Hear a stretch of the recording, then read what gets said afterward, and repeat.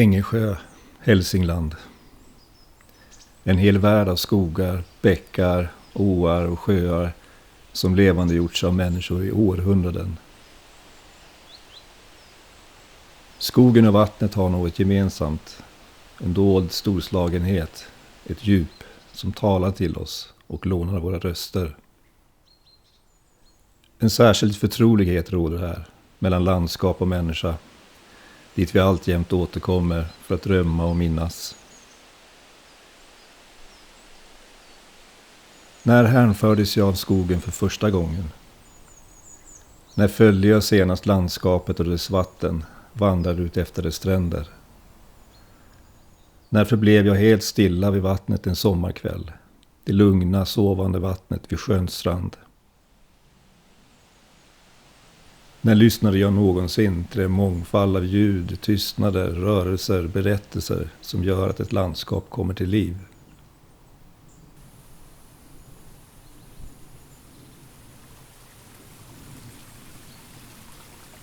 Skogen härskar i våra drömmar, fantasier, i våra olika förflutna. Det är främst där vi finner den gamla, djupa, närmast ogenomträngliga skogen.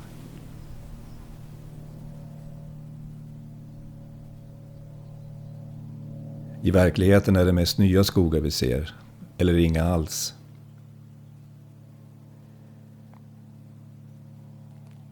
Men vi behöver den, skogen, för att stiga ner i våra egna djup.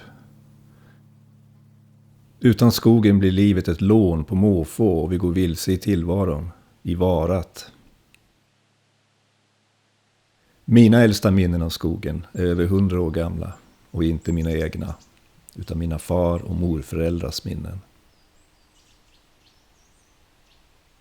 Liksom i Ängesjöbygden myllrar minnena här av berättelser, drömmar, gestalter, bilder som kommer av ett liv i skogsbygd och vid vattnet.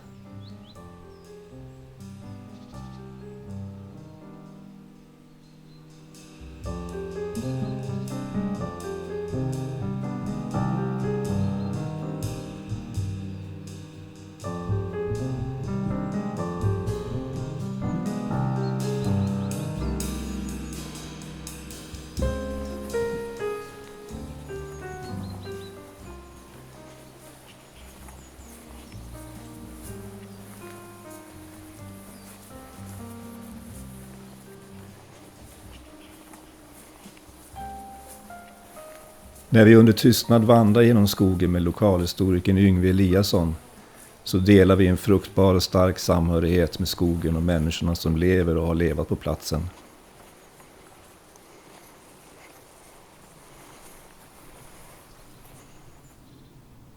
Vi minns ett avlägset förflutet av arbete och Gården Piggen är ett vittnesmål om mänsklig energi, ett drömmeri, en uppfinningsförmåga som svämmar över alla breddar.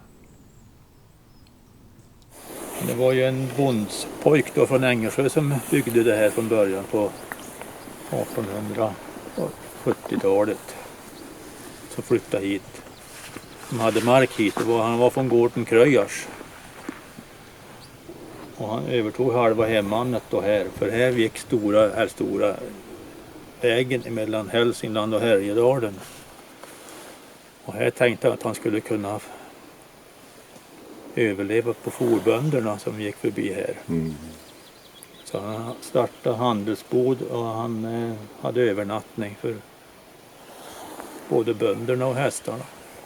Men i alla fall så han lyckades ganska bra med det. Han dammade upp en damm då här nere, byggde kraftverk på 1890-talet. Mm. Det första norr om Söderhamn står i papperna. Mm. Så hade han sågverk och kvar och lite olika sådana verksamheter. Mm. Används det nu någonting alls eller? Nej, det är obebott.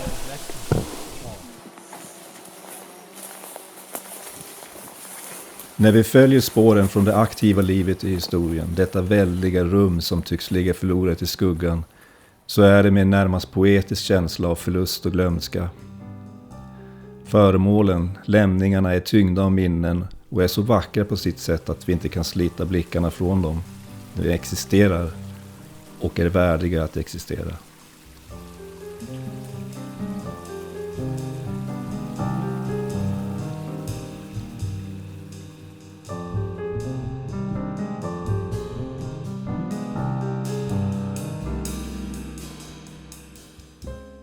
Världen rör sig snabbt. Vårt sekel accelererar. Även nu när jag försöker minnas så slås jag av hur lite jag själv kan hålla i minnet. Hur allting sjunker ner i glömska med varje slocknat liv. Hur världen tömmer sig själv genom alla de platser och föremål och röster som aldrig blir hörda, aldrig beskrivna eller förmedlade. Till minnet hör också glömskan. Är det bara föråldrade drömmar som häftar vid föremålen som kommer till bruk? Jag tror inte det. Drömmarna och drömmerierna moderniseras inte lika snabbt som våra handlingar. När landskap omformas så brukar vi glömma vad som fanns där förut. Människans nyligen skapade landskap blir den nya verkligheten. Glömskan i sig själv omformas så landskapet. Vi ser det i Ängelsjö.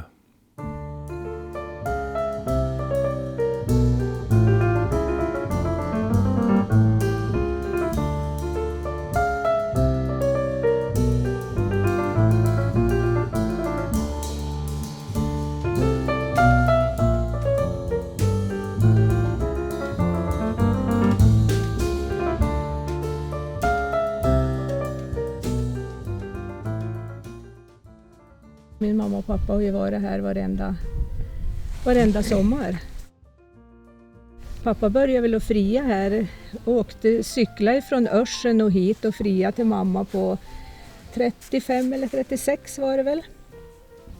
Och sen blev han väl kvar här då. Han fick punktering på cykeln.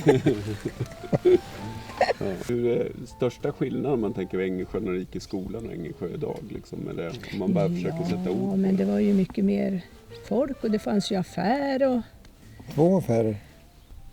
Och bussen gick in varje dag. För vi åkte ju med ordinarie bussen till skolan i Sveg. Mjölkbussen. Morgon och kväll. Det är Pärla och det är Stella och hon var en kalv som kommer från Halla. Här i Ängelsjö. Mamma, de hade ju inget mycket, många kor. De hade väl 3 som mest och kanske en kalv och en gris och det var väl det. Så vi gick ju upp med dem då på våren då. Ifrån byn då. Och sen fick de ju gå Skogen då. Gick de ju på skogen då. Kom hem när de ville bli mjölkade. Ja, de kom ju hem när de ville bli mjölkade då. Så de gick ju ute hela dagarna. Följde de ju en bit då och så sen smög man hem. Ja. Det har jag ju varit med om. Gick skogen här och så sen gick man hem och så fick de fortsätta att sköta sig själv.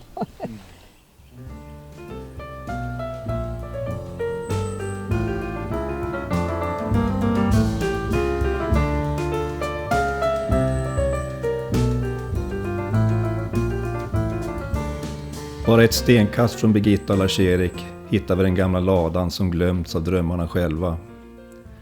Jag påminner mig själv att jag nästa gång borde ta med mig levande ljus. Det är i skenet av brinnande ljus som ristningarna kommer till och det är ljusdunklet man ska betrakta dem. Människan är en låga. Hennes inbildningskraft är större än allt annat. Det är denna kraft som skapar måttlösa tankar, konst och nya idéer i vetenskapen. Människan skapar och förnyar sin värld och hennes största egenskaper kanske inte förståndet och förnuftet utan fantasin som utvecklar ny poesi och konst i drömmeriet och nya idéer i vetenskapen.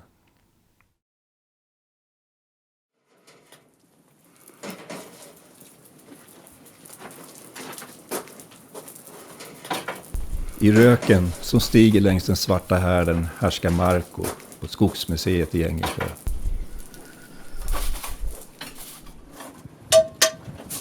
Andra tar. Sticker inte för men det går. Men det var det här som de åt när de var ute i skogen? Ja, det var det enda som de åt. Varenda dag, hela vintern. Det är som en symbol för hela skogsbältet här, kolbullen. Det var bra att man lärde känna sig alla de gamlingar. Vi talar om skogsarbetets historia liksom vikten av att kolbullen görs på amerikafläsk och vi vandrar stilla längs utställningsrummen.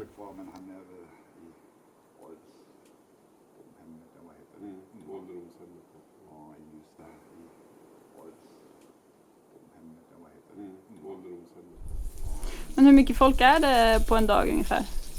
Ja, är det omöjligt att säga? Ibland är det bara en enda människa, ibland är det 30. Alltså jag räknar i kolbuller. Ibland är det en kolbuller, ibland är det 30.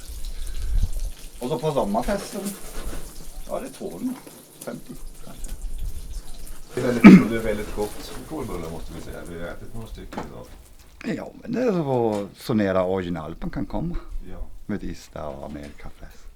Förr i tiden var det väl hela busslassar fullt med pensionärer som kom 30 personer på en gång. Och idag är det lite sådär, alltså man kan inte livsnära det från detta. Mm. Men du tycker det är roligt? Ja, absolut. Annars skulle jag inte ställa upp. Alltså det är inte för pengens skull. Ja, den där byn har framtiden. Det finns väl många byar som avfolkas faktiskt. Och här går det sträckvis lite upp hela tiden. Ja. Och det har väl funnits i alla tider här i Ängersjö att det fanns många byar i glesbygden i Väglösland, före detta Väglösland, som inte finns kvar egentligen. Men man kan fatta det, såklart. Folk måste behöva jobb. Vad gjorde ändå att du ändå valde att bo så pass Avlägsen. Ja, precis, avsides. Jag tror det är faktiskt kruxet i det, att man bor så avlägsen, på periferin, att man har friheten att åka ut i skogen, att ge sig ut, båten ligger framför huset, man går ut när som helst på vatten och det har något. Det förändras människor att bo på vatten. Så är det helt enkelt. Om det är nog havet eller en ån eller en sjö. Det är så fascinerande. Det är magic helt enkelt. Ja. Ja.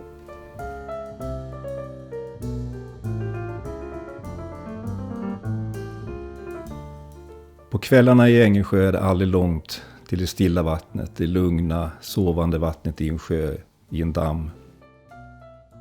Och när vi går längs vägarna och i skogen ser vi också hur skogen tycks le, när trollen överraskar oss på våra turer genom landskapet.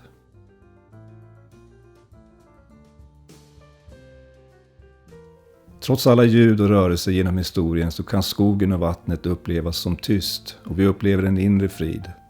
En värld så stor att den kan reducera oss till tystnad och till diktens dagdrömmerier.